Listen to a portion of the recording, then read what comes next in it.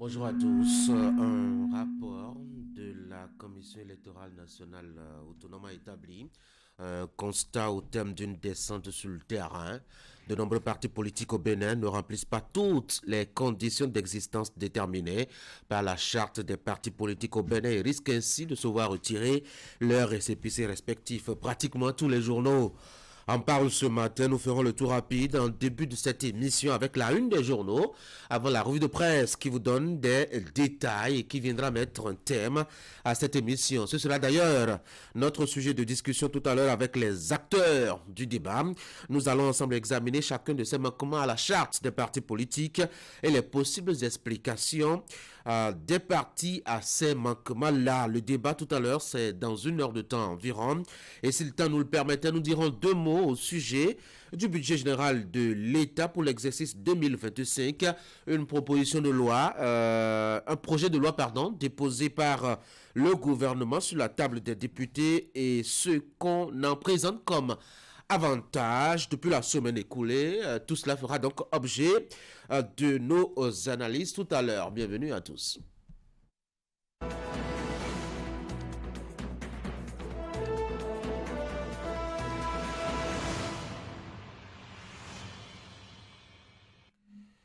C'est la une des journaux. On va commencer par fraternité, réforme du système partisan au Bénin, le vrai visage des partis politiques, une dizaine de partis dans l'illégalité. Le socio-anthropologue Damien Audoutan sur la prostitution au Bénin.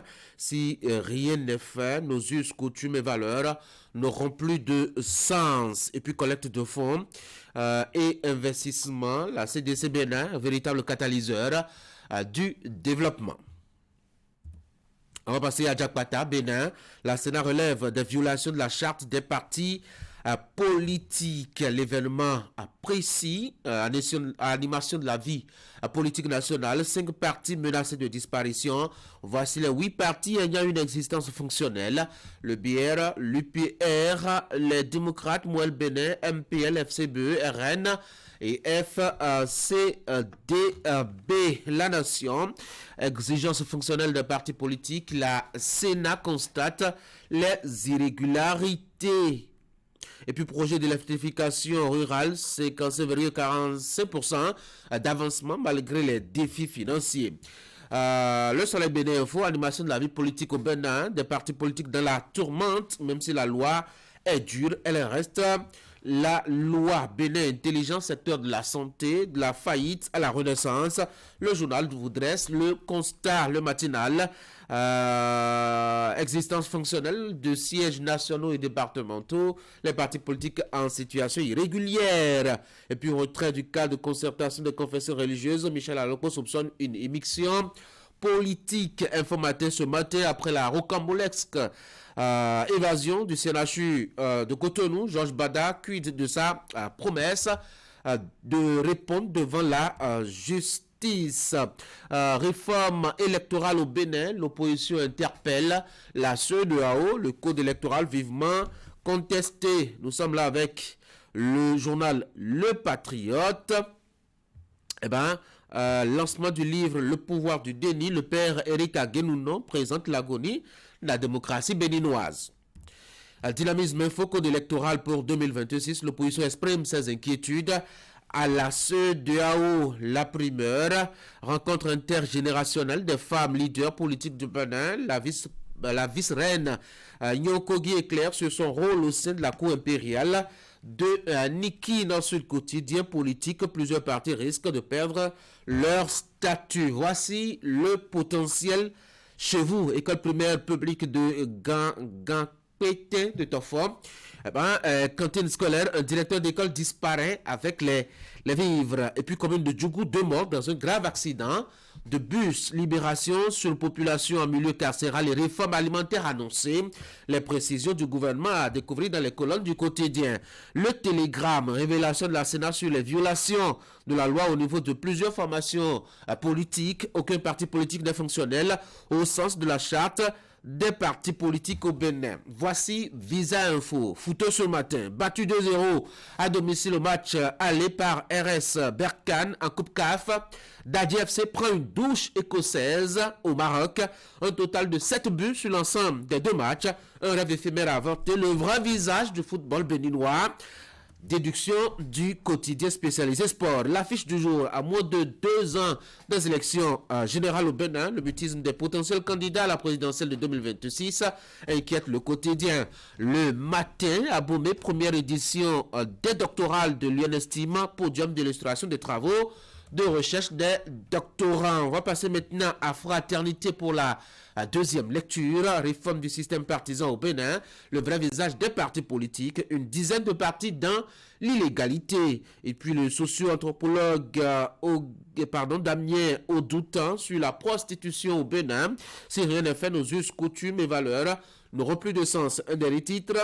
Le temps de boucler, collecte de fonds et investissement au Bénin, la CDC Bénin, véritable catalyseur de développement. Voilà donc ce qu'on peut retenir des quotidiens parus ce matin est parvenu donc à la grille de Canal 3 Bénin à Cotonou à Ménotin dans les colonnes de Fraternité. Le sujet politique qui fait l'actualité ce matin dans les colonnes des publications, c'est notamment ce rapport de suivi et de contrôle de l'existence fonctionnelle des partis politiques au Bénin. Une équipe de la Sénat est descendue sur le terrain pour faire le constat. Il y a des aspects positifs, mais aussi des insuffisances relevées donc par le rapport qui a été présenté. Fraternité en fait un petit point de compte rendu à la page 2 notamment de sa production de ce matin avant de se pencher sur une analyse de la situation. C'est le vrai visage des partis politiques parce qu'il y a une dizaine de partis qui sont dans l'illégalité. En somme, selon l'institution, détaille donc le journal, selon l'institution en charge des élections au Bénin, 8 partis politiques ont pu donner la preuve de l'existence fonctionnelle de leur siège national. Les 5 autres, puisqu'il y en a 13 au Bénin, ne sont pas en règle au regard de cette exigence légale. Par conséquent, sont menacés de disparition.